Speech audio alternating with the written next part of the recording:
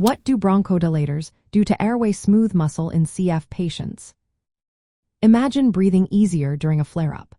When CF patients use bronchodilators, they are helping their airway smooth muscle relax, which opens up the airways and makes breathing smoother. These medications mainly work by targeting specific receptors on the muscle cells in the airways. Beta-2 agonist bronchodilators bind to beta-2 adrenergic receptors, which are like switches on the muscle cells. When these switches are activated, they send signals inside the cell that lower calcium levels and deactivate proteins that cause muscle contraction. As a result, the muscles relax and the airways widen, making it easier to breathe.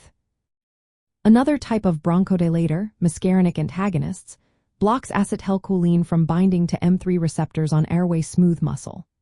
Acetylcholine normally causes muscles to contract and mucus to be secreted. When these receptors are blocked, the muscles stay relaxed and mucus buildup is reduced, helping clear the airways. Both types of medications work to reduce airway obstruction, which is especially helpful in CF where thick mucus and airway narrowing are common.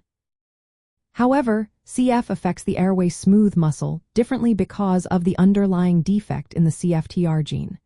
CFTR is a protein that helps regulate how calcium is handled in the muscle cells. In CF, the CFTR protein doesn't work properly, leading to delayed calcium reuptake after muscle stimulation. This causes the muscles to stay more contracted and makes the airways more prone to narrowing. This means that in CF patients, the smooth muscle may be more reactive and less responsive to bronchodilators than in other lung conditions. Recent studies suggest that drugs called CFTR modulators, like ivacaftor, can improve the function of the CFTR protein.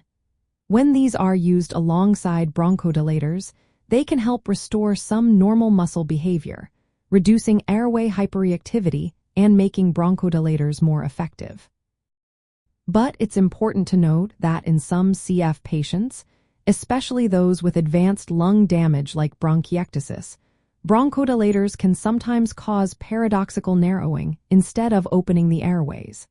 That's why their use needs to be carefully tailored to each individual. In summary, bronchodilators relax airway smooth muscle by activating specific receptors, helping to open the airways in CF patients. But because CFTR dysfunction influences muscle behavior, the response to these medications can vary. Combining bronchodilators with CFTR modulators offers a promising approach to better manage airway obstruction.